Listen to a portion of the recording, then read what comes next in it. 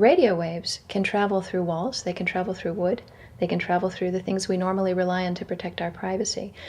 For example, your purse, your backpack, your pocket, anything you're wearing or carrying. Kraft Philadelphia cream cheese has been tagged with RFID and sold to consumers, as have Mach 3 razor products and other Gillette razor products, without the knowledge of the consumer. One of the tiny chips could actually even be the dot on the letter I on the back of the fine print on a package that you purchased. They were talking about having reader devices in every airport, on every bus, on every train, on every port, on every dock. One of the most worrisome applications of RFID are proposals to put them into cash, meaning that you would be able to track every banknote, where it had been, who it had been issued to, and create, in essence, an audit trail.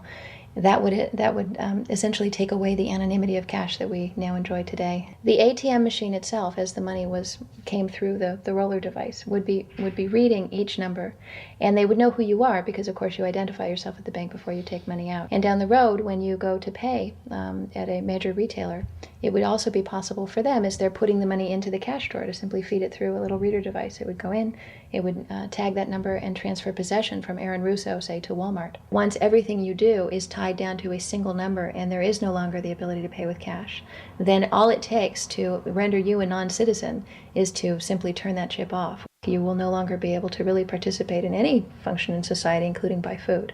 So through the implementation of the Federal Reserve System, the American citizen has gone from being a private individual who had real money, gold, in his possession that was private, to a citizen who has no privacy because all money is now being digitized. They can deduct whatever amount of money they want out of your digits whenever they want. They can trace you whenever they want. You'll be at their mercy. God forbid we allow this to happen in America. This is absolutely Orwellian. I mean, it's talking about Big Brother looking over your shoulder at absolutely everything you do, every purchase you make, every place you go, every company you interact with. All of that would be reported back potentially to the government.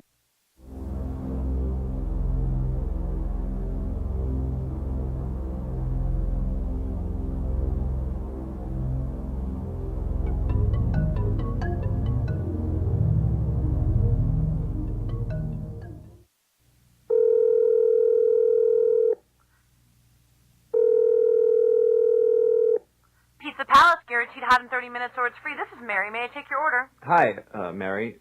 Yes, I'd like to order. Is this Mr. Kelly? Yes? Thank you for calling again, sir. I show your national identification number as 610-204-999-8-45-54610. Is that correct? Yes.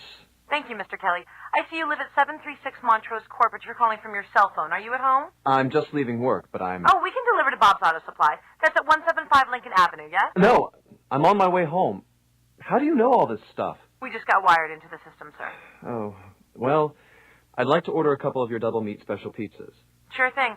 There'll be a new $20 charge for those, sir. What do you mean?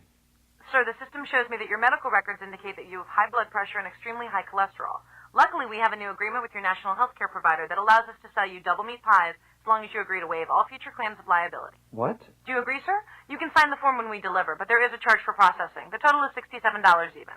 $67? Well, that includes the delivery surcharge of $15 to cover the added risk to our driver of traveling through an orange zone. I live in an orange zone? Now you do. Looks like there was another robbery on Montrose yesterday. You could save $48 if you ordered our special Sprout Submarine Combo and picked it up yourself. Comes with tofu sticks. Those are very tasty, sir. Good value, too. But I want double meat. Well, I'm sure you can afford the $67 then. You just bought those tickets to Hawaii. They weren't cheap, eh? Oh, but I see you checked out the budget beach bum at the library last week. Up to you, sir. All right. I'll get the Sprout subs. Good choice, sir. Gotta watch that waist if you're hitting the beach, eh? 42 inches. Wow. Man, I'd say tofu and sprouts is, like, required. That's how much? Just between you and me, there's a $3 off coupon in this month's Total Men's Fitness magazine. Your wife Betty subscribes to that, right? Anyhow, clip that and it's $19.99 even. Whoa, looks like you maxed out on all your credit cards. Bring cash, okay? Have we become so controlled and so ignorant about our rights that big institutions and big government can do whatever they want with us, even without our approval? I knew for certain the Founding Fathers would resist to the death what is happening in America today. And I, for one, will not accept a national ID card. And if nobody accepts a national ID card, and nobody can board a plane without one, then let the airlines go bankrupt. And if you can't open a bank account in a big money center bank, then open an account in a small local bank. And if we can't walk into a federal building, I personally would consider that a blessing. Don't allow these institutions to dictate to us how we conduct our lives. This is America, and we have free choice. We the people have all the power, not the government. Government gets its power from us, not the other way around. Think of all the men and women who died in all our wars, fighting for freedom, not Federal Reserve bankers. Do you think they sacrificed their lives so that Americans can be chipped like a dog? So we could all have a homing device inside us? No. This ID card is the last step before they implant us. And that's precisely the reason nobody should accept one. And you know what they're going to do? They're going to call in the propaganda machine, the media, and try and sell this as if it were in everybody's best interest. We're working on a product that we have called internally a PLD. PLD stands for Personal Locating Device, which is an implantable GPS for which our company owns a patent. The hybrid of the two of these products, being Digital Angel and Verichip, is what we call PLD. PLD should be in prototype form by the end of this year, by December of 2002, and we are already working with the Food and Drug Administration as well as legislative agencies with these products and ultimately with the PLD.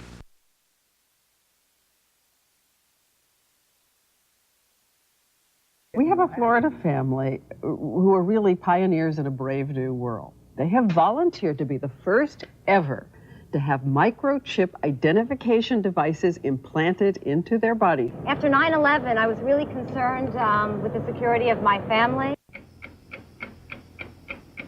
I wouldn't mind having something planted permanently in my arm that would identify me. Talk about identification papers. Watch what happens to a woman in Florida whose license was suspended. Get out of the car or I'm going to tase you. The next street off the Seacrest.